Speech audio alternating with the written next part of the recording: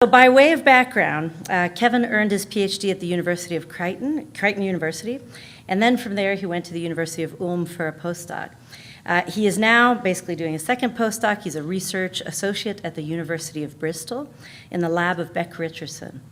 There he uses the zebrafish model to study scarring and wound healing, and he's a really active participant in the Zebrafish Society and the SDB. He's also the recipient of numerous awards, including SDB Travel Award and the Endowed Scholarship at MBL. So what's special, really, and I think you could see by the reception, is that we all know Kevin because of his work. We all consider him really a rock star. And that is because of his account, which here I just show you sort of the top image. I want to point out here he has over 10,000 followers. And from the beginning of his work back in 2016, he has over 15,000 contributions to this account. This shows you a little bit about how we all feel about him. And I want to point out this quote right here. He exists in real life. Honored to meet Zebrafish Rock legend Kevin Thiessen, the central driver connecting the zebrafish community at all levels. Thank you for all you do. And that really is true. That is what he is. Let's see. I want to go on to my next thing that I want to say about him. Apologies, I'm trying to follow my phone here. So I just want to quote one thing from one of the letters that was put forth for his award. Kevin Thiessen is the mastermind behind the Twitter account Zebrafish Rock, which has become a beacon of information, community interaction, reagent sharing for the entire community and beyond. This Twitter account is the go-to place for posting for job advertisement, searching for jobs, communicating with each other, and disseminating all information about zebrafish in general. He has a number of hashtags which everybody follows. Hashtag Danio Digest, for instance, is the most accurate, updated resource about what's happening in the zebrafish community. He also has something that's actually really important in his work called the hashtag ZFishFollowFriday. And he initiated this because he felt that there was too many old white guys in science. And so he uses this hashtag every week to feature somebody diverse, somebody new, somebody who might not have a voice otherwise in the scientific community. So we're very grateful for that effort. So overall, Kevin has really tapped into the power of social media to bring together the scientific community in an engaging and downright fun way. And so I went searching onto his Twitter account, one for his last post, which is somebody's tattoo of a beautiful zebrafish embryo, so the one on the left over there. And the one on the right just shows the sense of humor that he has that engages people. Not only is there information, but there's a sense of community and a sense of bringing people together. So without further ado, let's all thank Kevin and welcome him to present.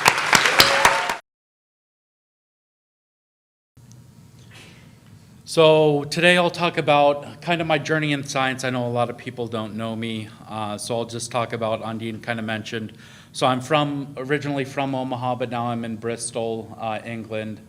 Born and raised in Omaha, went to Creighton University, and as an undergrad, I worked as a student intern working with diabetes and pancreatic research in a mouse model.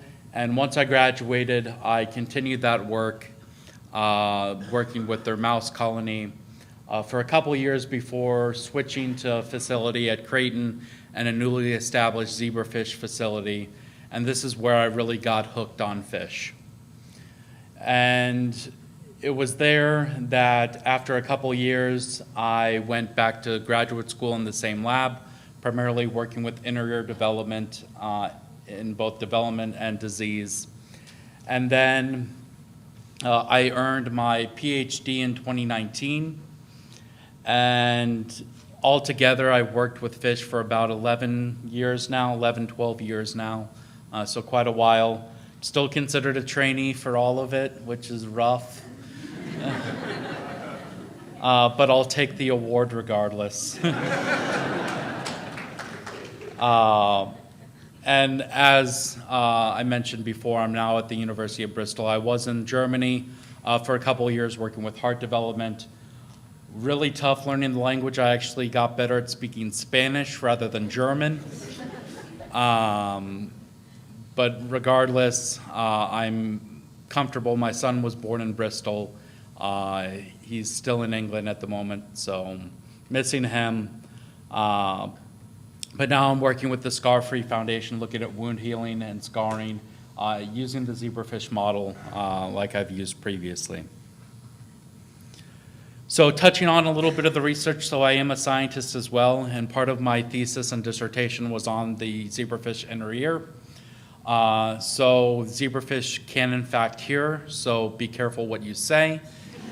And give them names if you can. I know there's thousands of them. I usually go with Bob or Susan. But this is just the anatomy of the inner ear. So if you look at a zebrafish larvae under the microscope, you see this nice long tail, the head, the eyes, and if you look on the flank of the fish, there's this nice little blob with two little stones in the middle, and those two little stones are otoliths. And those otoliths act as kind of this mechanosensory structure that as the zebrafish moves, these actually deflect hair cells that are sitting underneath, relay signal to the central nervous system, and then relay signals about orientation and balance as well for that. Why I'm mentioning otoliths is kind of the etymology of otolith itself. So oto, Greek, meaning ear, and lith, meaning, which is Latin for stone. So when I talk about zebrafish rock, I'm not really talking about the guitar. I'm actually talking about zebrafish stones or zebrafish rocks. So my whole zebrafish rock is really a love letter to otoliths.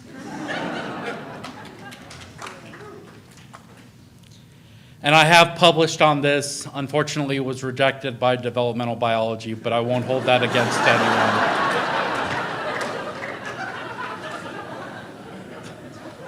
But I had published on these mutants that failed to develop otoliths called no content and corkscrew based on the swimming behavior of the fish without otoliths. And we found out the causative mutation of those and a little bit about the mechanisms of how the otolith forms as well. It has 11 citations. I won't hold that against developmental biology as well. But I am happy of the work that I did during my graduate studies. So why did I go to Creighton University, which is a Jesuit Catholic institution? I was raised rather conservatively, but as a scientist, I kind of questioned my religion, and I really wanted to challenge myself by going to this institution for my undergrad and then graduate studies. And the Jesuits have this term called magis, or the fact of doing more for others, and that really resonated with me as a scientist and then as a person. And once I graduated, I really wanted to do more for my community in that capacity. And if you're kind of thinking about volunteering, in addition, so I didn't have the opportunity as an undergrad. I had to work to get a steady paycheck in addition to studying, so it was mostly when I graduated that I had the opportunity to volunteer. But it's personally rewarding, so you feel good about yourself while doing it. Others recognize your time and appreciate your time. It builds community, so it connects different people from all different parts of your area. And it teaches a really important trait of empathy, and I think empathy is one thing that scientists could really learn for, especially in the capacity of being a mentor.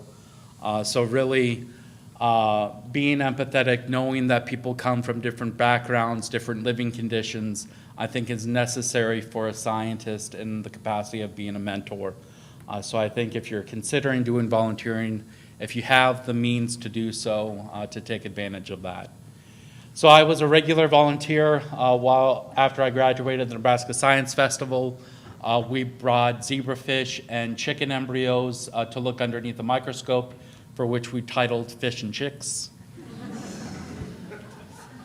I was also a bell ringer for the Salvation Army during the holidays, and then I was an IT supervisor at a homeless shelter where we helped fill out resumes and job applications for the homeless community there for that. I also did a program called BioEyes, and I'll talk about this on the next slide. And what BioEyes is it brings live zebrafish to public schools and teaches them a little bit about genetics and modes of inheritance as well. And that really got me excited about fish and teaching in general. And then I was fortunate enough during the final years of my graduate studies to be a student representative on the graduate board. And this really put my use of empathy to work, working with students that were potentially getting kicked out of their programs, learning all the different environments to really put them in the best position possible to succeed. And that's what I really appreciated with the faculty that served on the board and that experience in general. So what is BioEyes? It's a hands-on experience for all the way from kindergarten all the way up to 12th grade. And this was originally started in Philadelphia by a few researchers there. And we started a pilot program in Omaha using these zebrafish embryos. So what they do is they basically set them up, the adults to breed, collect the embryos, and then track them throughout the week as they grow and hatch, and know things about melanocytes and pigment, which then relates and teaches them more about our own pigmentation and a little bit about genetics and inheritance. And it's really, you get a lot of oohs and ahs from the students. And after this, I was really excited about fish. In 2016, when the last year of our pilot, fortunately funding didn't come through, so that was the last year we had it. But I had all this really cool zebrafish knowledge. I was working on zebrafish, but I had no potential outlet for using all this communication and fun facts that I had stored up. So that's when the account came in. So in 2016, I reserved the Zebrafish Rock account name, and this was really to share my enthusiasm about zebrafish. I'm an introvert by nature. It was mostly used anonymously, and what I would do is I would interact with the community as basically a personified fish and talk to people, share fun facts, talk about the community, talk about research. And again, it was quite popular. It got to over 1,000 followers, and I thought I was a legitimate rock star. But towards the end of 2016, based on battling kind of with imposter syndrome of working with the account anonymously, my mental health started to decline. So I closed the account later that year in 2017. But as I was recovering and feeling better, I really recognized the tools and the potential for this account, especially when I shared stuff about information and research and kind of interacted with these people. So I relaunched in 2018 more professionally. As mentioned by Ondine, we have over 10,000 followers. And we've kind of branched out, so if you're paying attention to Twitter, especially today, is a little weird. We branched out to other platforms, so it's kind of this multi-platform resource, so we're on Slack as well. We have over 680 members that signed up, including 180 PIs and group leaders.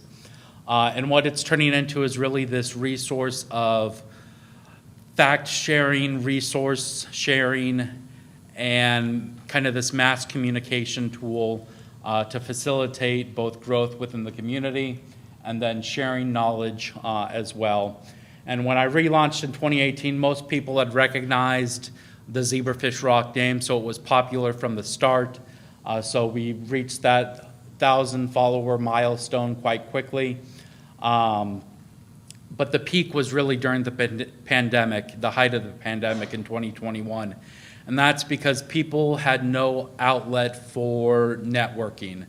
And the really dominant part of networking tools at the time was social media, and that was really the only way we could communicate. And that's when the full force of the account came to fruition. And it had over 7 million views and countless profile visits in 2021. My son was born later in that year, so I should mention I ran the account solely by myself. So it was a one-person show the whole time. My son was born, so my time commitments changed. I got quite busy. It was tough for me to manage, so I kind of waved the white flag and sent a signal to the community that I needed help. So in 2022, I enlisted some volunteers that helped with the account, and that kind of bounced back from there. And even though Twitter has its ups and downs, everyone seemed to return to that platform, and it's growing since then from that. And this is the first avatar of the account that I had. I was literally called a bunch of zebrafish in a trench coat.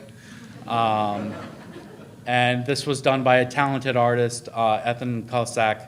I recommend him for any fun science avatars if you're looking for one of those. He does take commissions. So what is the content that Zebrafish Rock tends to share? There's really no secret. We share everything related to fish. And this really builds community across all platforms. So I try to set this up as kind of a pan-Zebrafish Society platform. I don't favor one society over the other, although some I do actually favor more than others. But it really includes both the Zebrafish Husbandry Association, so we get a lot of support staff, zebrafish disease models, which is a lot of clinicians, and then the International Zebrafish Society, which Leela has valiantly led us in many years in her capacity. It's really kind of this ever-encompassing group of researchers and staff. And it's all ages of fish at least. So we start with the early embryo at 1 cell and go all the way up to adulthood. I am talking about fish, by the way. And there's multiple fields. So we're talking about early development, gastrulation. We're talking about cancer, tissue regeneration, toxicology. So all different forms of all fields that you can potentially do with research. And it's more than just fish. So zebrafish research really started in the 70s, and it was really this blueprint that I'm trying to teach other societies and groups to learn the same lessons that fish researchers had used. So I try to connect with killifish researchers. So killifish are a really good model for age studies. So their normal lifespan is around 6 to 9 months. So you can do aging studies with them. K-fish are really good for metabolism. And then regeneration as well for that, and they look really creepy. And then it really connects people from all over the world. So I counted in my list, we're in 39 countries, 5 continents.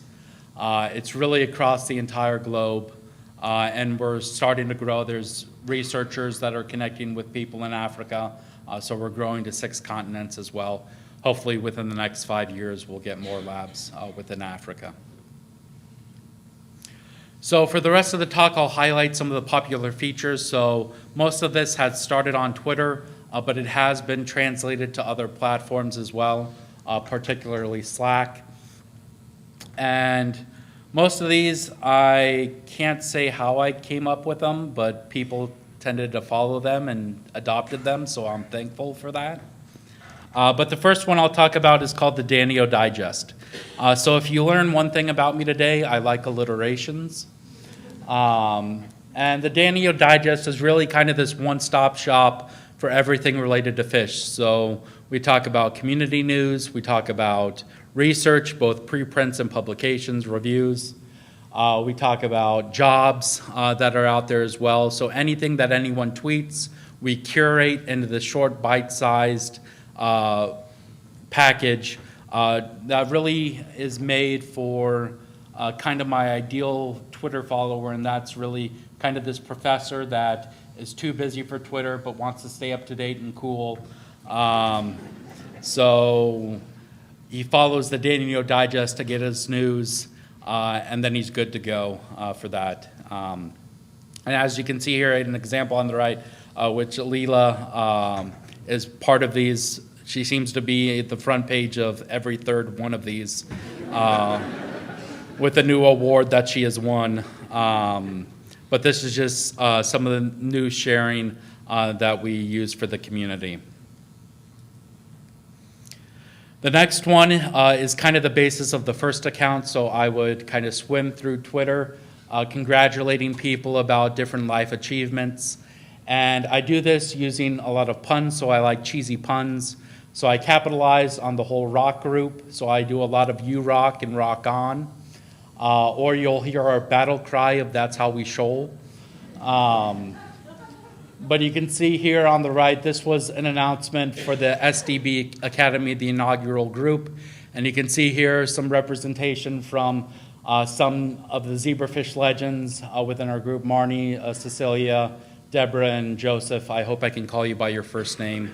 I apologize if I can't.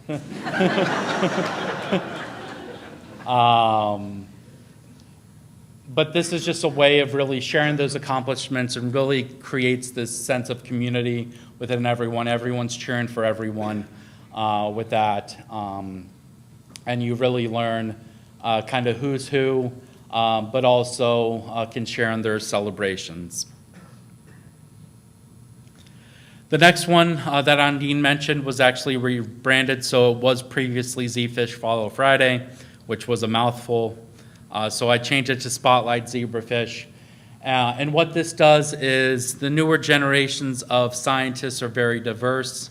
And I try to reflect that in the coverage. So we get a lot of early career researchers and scientists that are at critical stages in their careers, or whether it be graduate students that are getting ready for a postdoc or postdocs that are ready for faculty positions.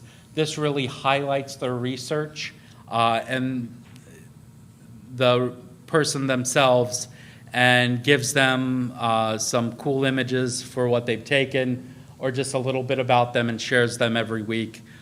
We are looking for more of these, so if you would like to be featured, we do take self-nominations. But these are just a cool way of sharing the diverse group of people that are within our community.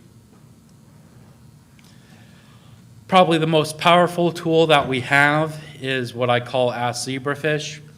And people use this hashtag for any questions or queries within the community.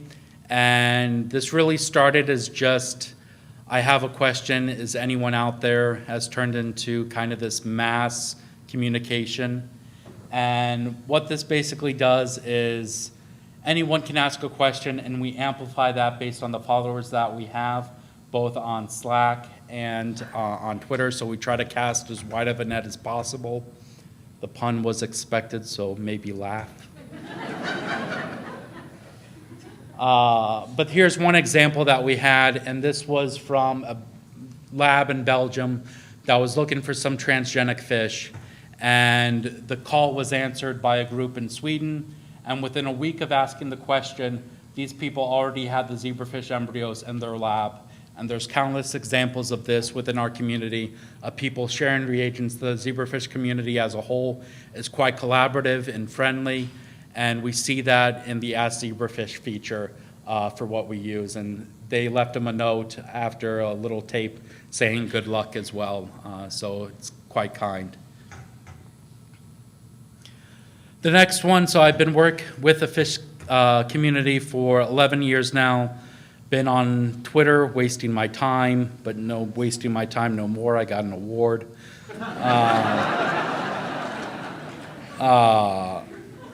I basically know everyone that works with fish, so I've had a lot of discussions with people, so I apologize if I know too much.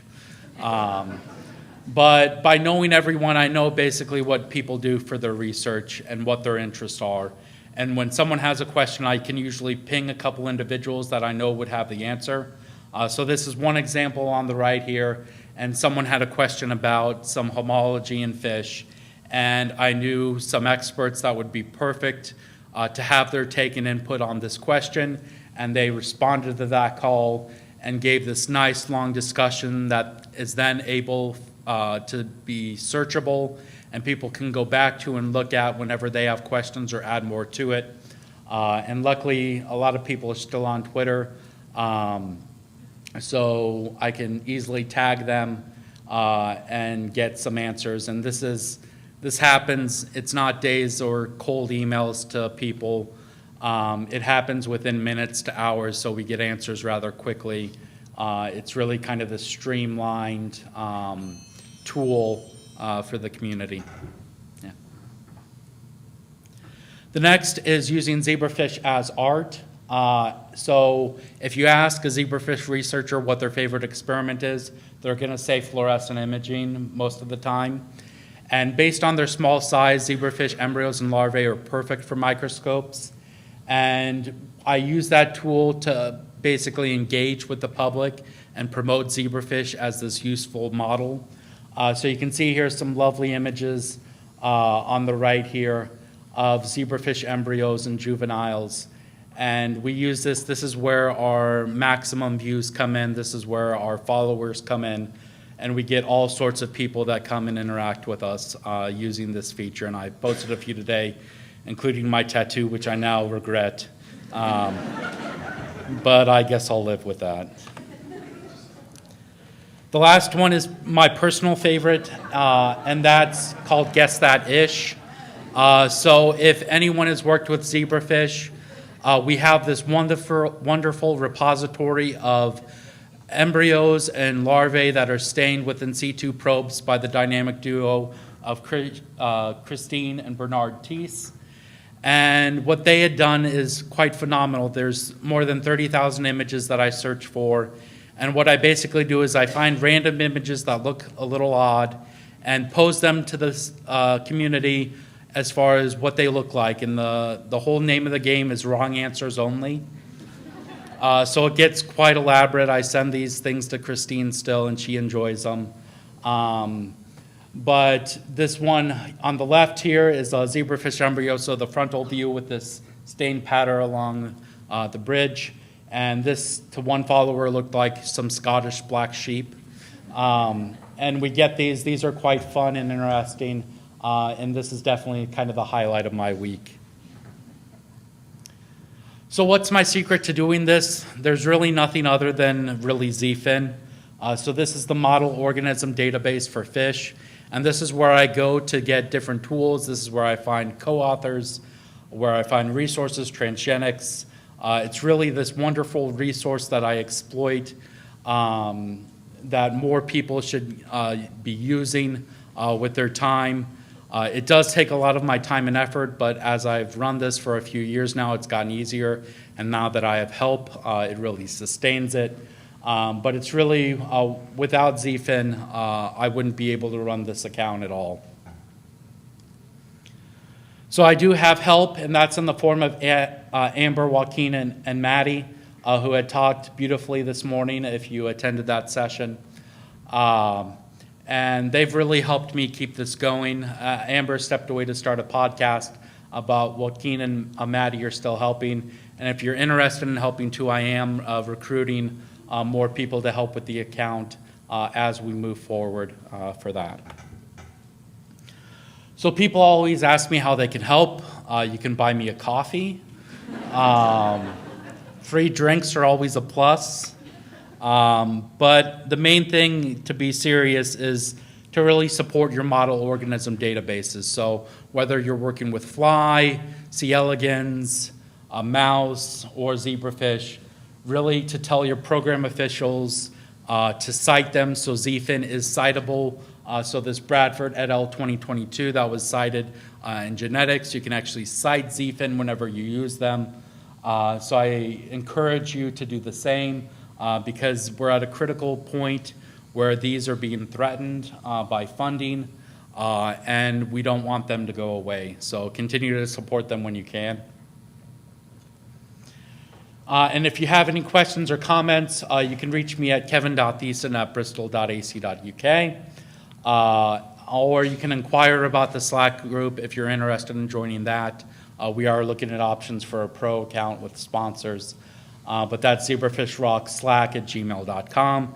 And with that, as you leave Chicago over the next 24 hours, I'll leave you with my favorite phrase, and to stay classy and rock on.